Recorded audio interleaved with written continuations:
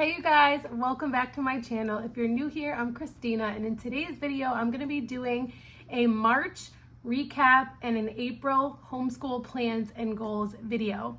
If you are new here, welcome. I'm so glad you're here. This is a monthly video that I do here on my channel. It usually goes up the first of every month, and it's just a great way to reflect and also set goals and plan ahead, and then also kind of look back and just continue through that process of reflection and planning, which is something that I've really tried to become more intentional about. I have found it to be really helpful and grounding for me. I also have a winter reflection and spring planning resource that was in a recent mega bundle, but is now available on Etsy. So let me know if you want the link for that, if I forget to put it down in the description box below. But while I have it on my mind, I wanted to share if you need a little bit of extra encouragement and inspiration for being more reflective and planning a little bit from someone who's not an intense planner. Like, I'm not an intense planner. Like, you won't see me plan all my meals for the month and all of those things, but just being intentional about what I want our home life to look like. And it also has a version for kids in there too. So I thought I would mention that. I know I say this every single month, and it's like one of those things that I'm like, don't say it, don't say it, don't say it. But I can't help saying I can't believe March is over. I feel like it flew by. March was a beautiful month. We spent a lot of more time home in March than we had in February. February, we did a ton of travel, which was wonderful, but it was also nice to take a little break from travel. We did travel a little bit in the beginning of the month. We went to Warner's Camp, which is this beautiful log cabin. They have two. The original camp is not a log cabin, but it is like right down the road from the log cabin. It is in the Adirondacks, about 10 minutes from Whiteface Mountain. If you've ever heard of Whiteface Mountain, if you're from the Northeast, I'm sure you have. But I don't know how far out Whiteface's fame goes, but their claim to fame is the highest vertical drop east of the Rockies. So I think that's a pretty big deal. Anyways, we stayed there. We loved it. It was absolutely beautiful. It was right across the street from the Ausable River, and the original Warner's Camp, which we hope to stay at in the summer at some point, is on the side of the river. So it's like in the backyard, which is an actual dream. So can't wait to go check that one out, hopefully soon. So I highly recommend going there if you're looking for a place in the Adirondacks to check it out. The Adirondacks have so much to offer all year round. It's just a beautiful, beautiful place and a very special place to us. So that was our only travel really that we did. We did a couple more ski trips, but they were day trips. So we went to Gore Mountain, which may actually be our favorite. I think it has topped the list of places to go skiing for us. It was just perfect. So if you're looking for a place to ski in the Adirondacks, I highly recommend Gore. Of course, you have to go to Whiteface if you're able to, and I'm sure we will be back there next year. We also went to West Mountain, which was not our favorite for a variety of reasons. So if you want to know, let me know down in the comments and I'll share more about that. But those were really great parts of our month. Like, we did enjoy West because we went with friends and we got to spend time with friends, and that was amazing. What other things happened in April? Oh, I don't know if you can see that patch right there on the wall. You may have noticed I used to have a TV there. It was not operational for the last year because my husband took the cord away. I've shared that story before here, I think, on my channel.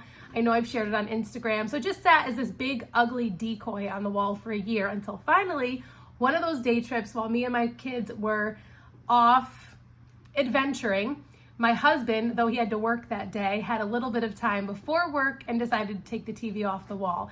And so we officially do not have a TV in our home, which I'm really excited about and just feels really good to say. So no TV anymore in this house, and I'm happy about it. So those are some things that happened in March. Let me know in the comments down below, how was your March? Because I really love to hear, like, maybe give me some highlights, like what went really well for your family in March, maybe what didn't go so well, and what are you looking forward to in April? One more thing I do want to share, because it is April 1st, it is a big day for Made to Homeschool, which I've shared quite a bit about before here and on Instagram. It is an online homeschool community where you can connect with other homeschool moms that are at all different stages in their journey. I am a contributor for Made to Homeschool, which means that I contribute resources monthly, printables. So some of the printables that you'll see on my Etsy shop, you can get them for free and Made to Homeschool as a premium member. And there are live workshops and live hangouts, and all of the workshops are also archived. So if you can't join live or you don't want to, you can still watch all of those lives. There are tons of printables, videos, articles, and then there are the circles, which are micro communities within the larger community that are more specific, like homeschooling high schoolers or homeschooling with special needs or working homeschool parents. So you can definitely find someone to connect with in Made to Homeschool, which is what I really love about it. It is not specific to a particular homeschool philosophy or anything like that. So everyone is welcome there. And so what I want to share is officially, as of April 1st, there are changes in the tiers. So there used to only be 2 tiers, and one was $8.99 and one was $14.99.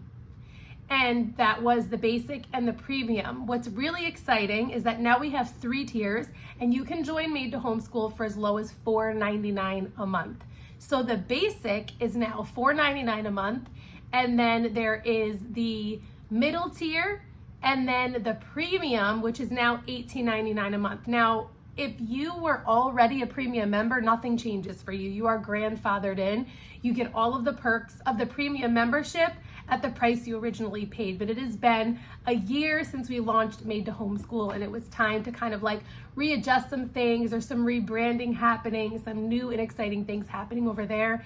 And what's really exciting is that you can get a 7-day free trial to Made to Homeschool if you're not sure whether or not it's a good fit for you and it's where you want to allocate your funds. I know everyone's budget is different and everyone's priorities are different, and so we want to make sure that you love it before you commit to it. So if that's something that interests you, that is linked down below.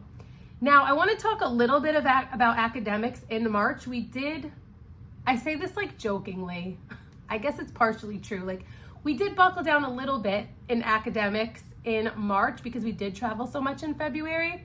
But not a ton. We did get to, I think, almost everything. We did not have a long list for March. Like, these lists just keep getting shorter and shorter. I think I'm trying to be more realistic. If you look at my lists from like 6 months ago, they'd be like all over this page. But I said I wanted to continue with our Ancient Civilizations curriculum, which is from Gather Round Homeschool. We're loving it. But I also was supposed to start the Precious People from the Peaceful Press, which is a beautiful curriculum. I still haven't started it, and I was trying to align them, and I still may try for April, so that's going to be tentatively on the April list, but I'm not stressing it. Gather Round is just so easy. It is truly open and go. I love literature-based curriculums that have like a Charlotte Mason approach, and I love everything about the Peaceful Press and everything we've used from them, but it does require a little bit more prep work, a little bit more planning. Even though everything is mapped out, it's more of a guide where Gather Round, just everything is included. And I did a flip through of both of those curriculums recently here on my channel. So if you're interested in seeing them, go check out that video. Survive Off the Land was another one that I had in my plans for us to continue in the month of March. I had originally planned on moving on to lesson 2 because we had only done lesson 1. Lesson 1 was really long. Like, it was probably 4-ish lessons long within one lesson, but it was all about chickens and eggs. It was super interesting. We've toyed with the idea of getting chickens. We're still not decided on that. I feel like it's a big decision, especially with how much we like to travel. Like, I don't know how well it would work, and we have to just weigh that out a little bit more, I think, and pray about it. But before we moved on to lesson 2, I wanted to do the core connections, which is like this optional supplemental piece for core subjects that comes along with the units from Campfire curriculums, and we've really enjoyed it. We did the core connections. We still haven't moved on to lesson 2, but I think it's because we've been prioritizing Ancient Civilizations, and we've been prioritizing like our Lent readings that we did in our Lent. It's like From the Cradle to the Cross has the Advent and Lent devotionals in one, and here it's a really beautiful book. So we were focusing on that. We were reading our keepsake Bibles a lot.